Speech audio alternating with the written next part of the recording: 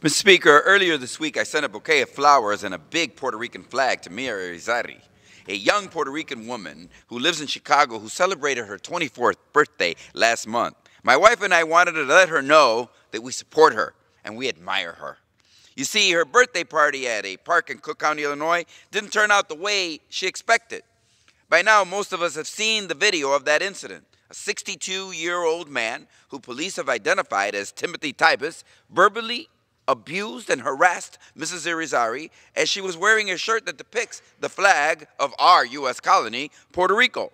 What unfolds over the 30 minutes is a man physically and verbally intimidating a very polite and poised 24-year-old American woman, while a uniformed police officer stands by and does nothing to intervene or help.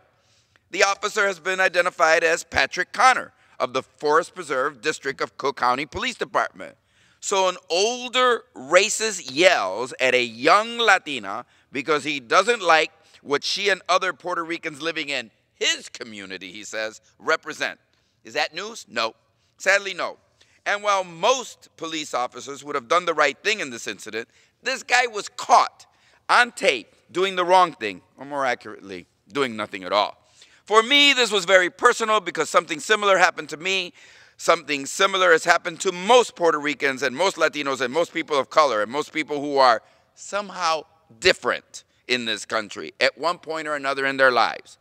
22 years ago, when I was a sophomore in Congress, I was entering one of the Capitol office buildings and my daughter Omaira with my niece Maritza. I was new and I was dressed somewhat casually because we were just returning from a Puerto Rican celebration and my daughter was carrying a Puerto Rican flag. The flag became unfurled as it went through the X-ray machine. And one of the officers wanted to stop us from coming in. I showed my official ID as a member of Congress, to which the officer said, "I don't think so," indicating that she thought my ID was fake and that I couldn't possibly be a member of Congress. She stated my ID was fake, in fact. There were also the comment at the end, "Why don't you and your people go back where you came from?" 22 years after that incident, we're still seeing the same kind of bigotry, the same kind of misunderstanding about Latinos and who Puerto Ricans are, and the same fear that we are outsiders who don't belong here.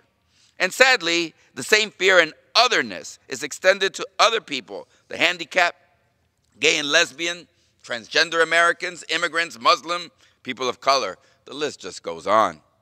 This is certainly not the first time, but right now we are in a moment of history when Americans are being told to fear other Americans, and one of the reasons I think the video went viral is because it is emblematic of our times.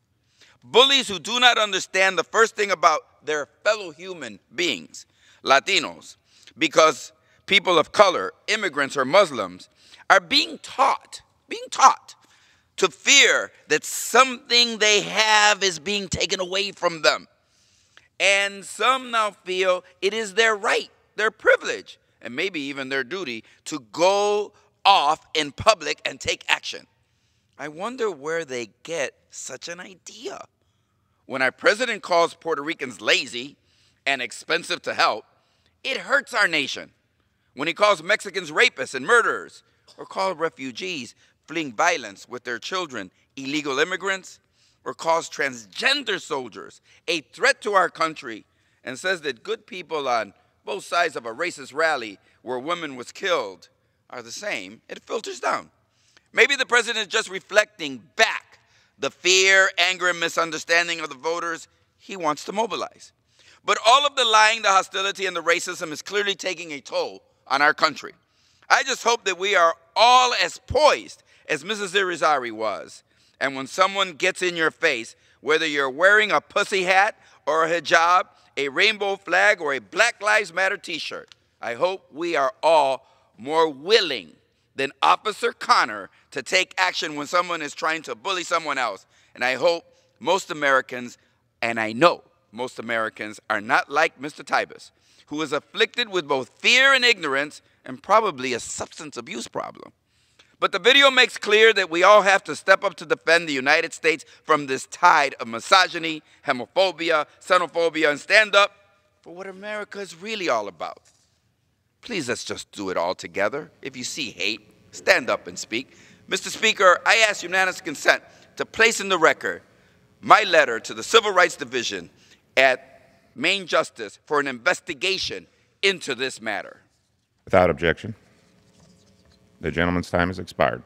The chair now recognizes